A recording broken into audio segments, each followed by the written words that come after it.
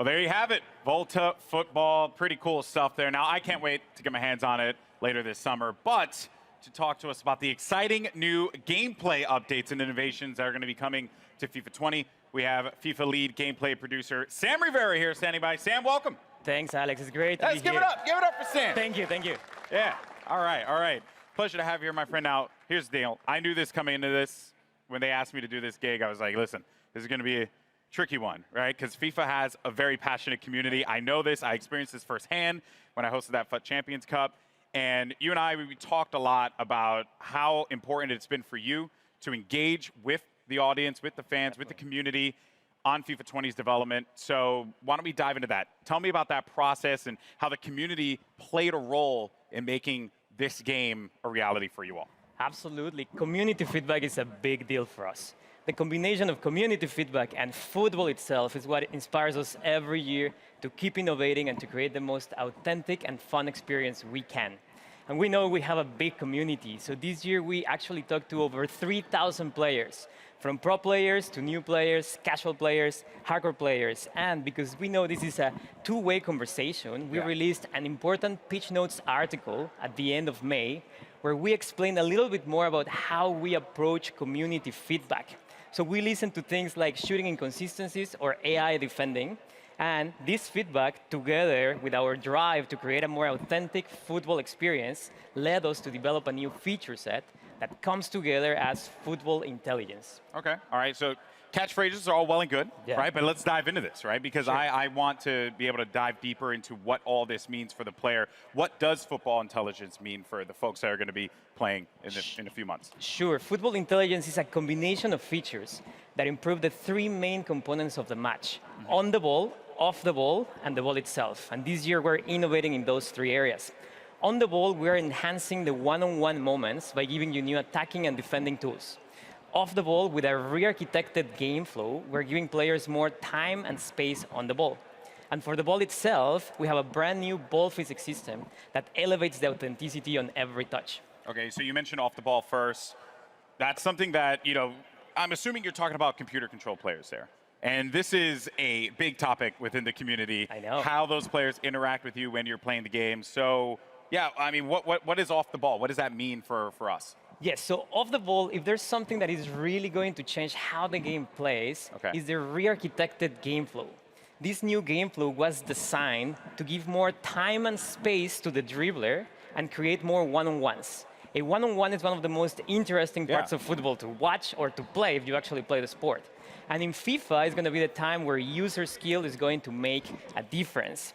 And while we're creating more one-on-ones, we're also encouraging more user-control defending, and we are reducing the amount of AI defensive support that you get from your teammates. Okay, all right. So you really want to like influence the player to be engaged in that process. And I know it seems like we're kind of just like throwing questions out here, but because I'm curious, I'm really interested, right? When I have a controller in my hand, what does this feel like? What extra space is being created with this more player-controlled approach? Yes, first of all, the re-architected game flow allows us to encourage smart technical build-up based on skill. So when you score a goal, you feel like you really worked for it. And because you mentioned space, yes, spacing is actually one of the biggest benefits of this system.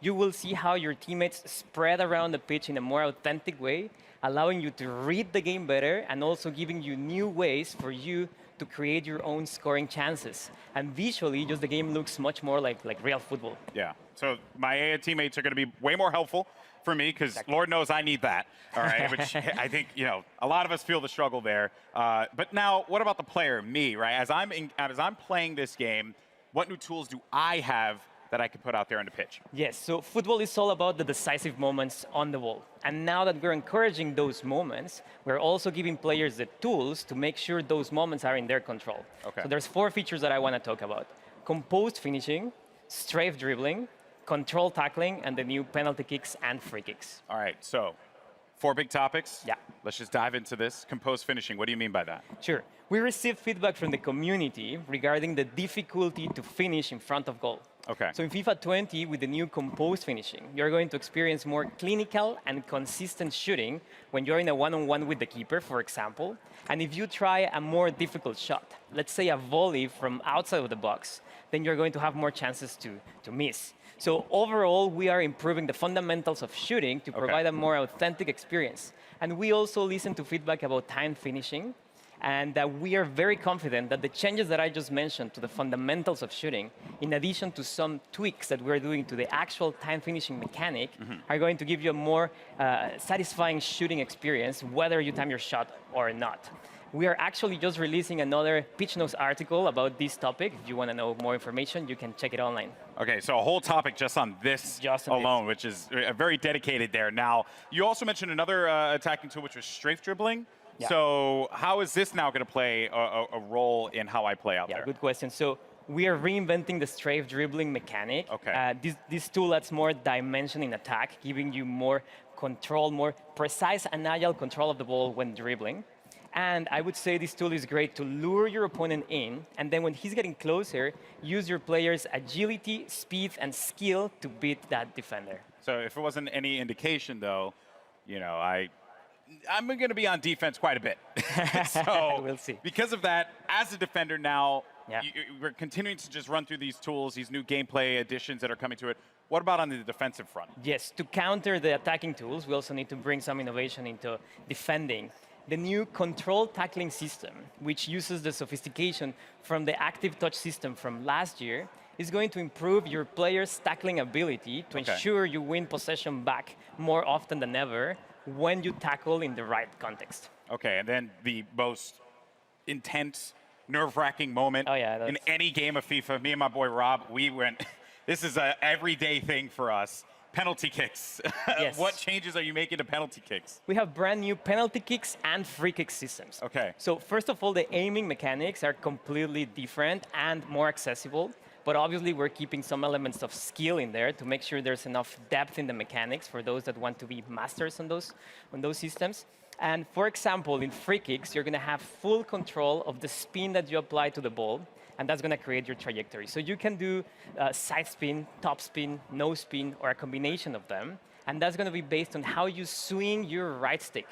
And then you will see the trajectory. So you can go around the wall, you can go over the wall, you can do a knuckle shot, for example. Ultimately, these systems are more, they're more fun, but you have more control, so that you feel like it's more rewarding. And you swing your right stick, and then you see the trajectory being created, and that's the cool part. So, you know, for like us FPS gamers out there, maybe that's something that I can actually be good at, you know, like exactly hit with the right stick. That's awesome. All right, so on the ball, talked off the ball, but the ball. That is the most essential part of the beautiful game. So what's new with the ball? We have a brand new ball physics system. And the ball is at the center of every match. And the innovation that we're bringing to the ball this year just gives you a more authentic experience in general. Yeah. So we rewrote how the ball behaves on every player contact, on every bounce, on every interaction, and how spin affects the trajectory of a shot, pass, or cross. So what you will see is more realistic player deflections, more realistic bounces. And if you do a shot, let's say a finesse shot, you will see maybe more curve. If you do a lace shot, you will see a dipping trajectory, a rising trajectory. There's more variety in general. So the entire FIFA experience feels fresh because of this new ball physics system. Trying to get that ball to bounce in fun ways is going to create some interesting moments, especially for a lot of our top players out there. Now, I know that a lot of fans, I'm sure, are going to be very excited to try out these new features. And since you have the eyes and ears of a ton of FIFA fans right now, floor is yours. Anything else you want to say to this community? Yes, so the features that I just talked about are very important, but there are many other changes that we're doing in FIFA 20, and a lot of them are based on community feedback. One of them is pace. We know that sometimes slower defenders can catch up with faster dribblers, so we're tweaking pace in FIFA 20. It doesn't mean that the entire game is going to be based on player speed, but it just means that player physical attributes are going to be slightly more important. We're doing something very similar for strength.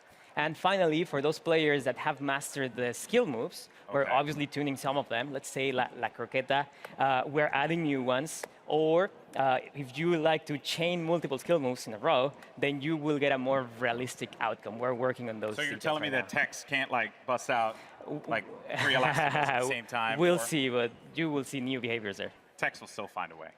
Tex will still find a way. Well, thank you so much, man. I really appreciate it. Now, when can players get their hands on FIFA 20? So it's going to be, September 27th. Okay. And there's some good news. If you have EA Access, you're subscribed to EA Access, you can get hands-on September 19th. Wow. Okay. And then, of course, you know, EA Access coming to PS4. Exactly. That's good news. So PS4 fans will also be able to play FIFA September 19th. All right. Look at that there. And, of course, all those details can be found online, so don't forget about that. It is a hot day out here. We've been talking FIFA. I've been having a blast. Sam, thank you so much, man. Guys, give it up for Sam Rivera once again. Thank you. Thank you. Awesome stuff. Now, don't forget, if you're in LA, come down to EA Play, try out FIFA 20 for yourself, or come watch some great street football competition at our custom Volta pitch. Keep an eye out because the FIFA team has a lot more to come between now and September. They'll be posting deep dives on the Pitch Notes platform. You'll get more info on gameplay, career mode, pro clubs, Volta, and because we all know you want to talk about it, FIFA Ultimate Team. So keep an eye out for those. I'm Golden Boy. Thank you so much for watching.